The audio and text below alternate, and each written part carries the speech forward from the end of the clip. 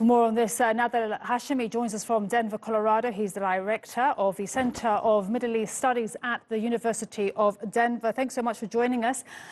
Your thoughts with regards to what President Trump has announced. What has surprised you and stood out for you? Well, the fact that, they were able to actually locate Abū Bakr al-Baghdadi is significant. The fact that they were able to eliminate him was significant. But I want to speak to the bigger political picture here.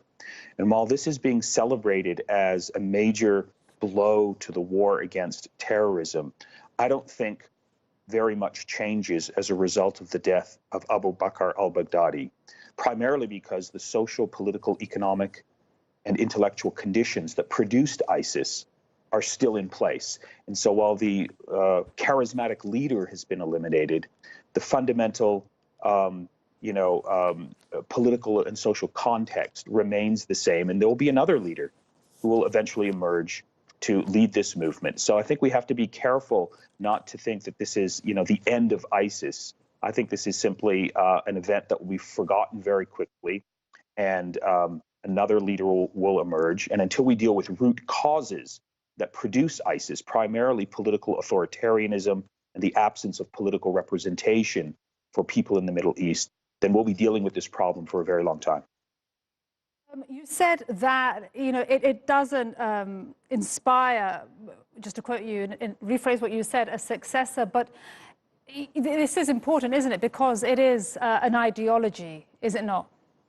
Exactly. That's right. The ideology remains in place. And we have to remember that, ISIS was able to recruit people largely because of a widespread view among many Sunnis in the Arab world that they had been disenfranchised, that they have no hope, that the existing governments in Iraq and in Syria were non-representative, and that the only hope that could inspire people would be to rally around this extremist organization. So as long as those corrupt governments, mostly in Syria, which is, basically a genocidal government, and a very corrupt government in Iraq, as long as they remain in place and they refuse to, I think, meet the demands of most of their citizens, particularly those from a Sunni Muslim background, then I think there's going to be, reasons to be very concerned that organizations with this type of theological and ideological worldview will be able to attract people who are very broken and who are very desperate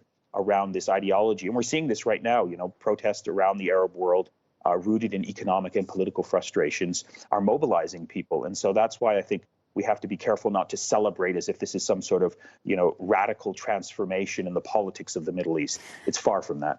It's really interesting that you do point out, the roots of Daesh. And just something that I want to ask you, because this isn't the first time that they've said that Abū Bakr al-Baghdadi has been killed. Do you have any doubts about the veracity of what we have just heard? Because, they say there is DNA evidence, but we haven't seen that. You haven't seen that.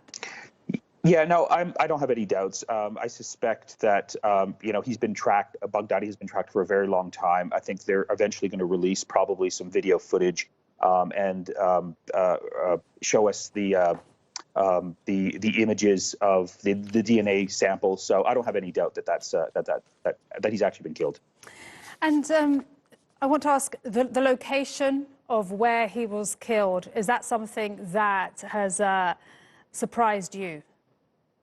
A little bit, but it makes sense because in Idlib province, there's a strong base of support that he has among radical extremists there. So that makes sense that he was in an area where he would have more supporters.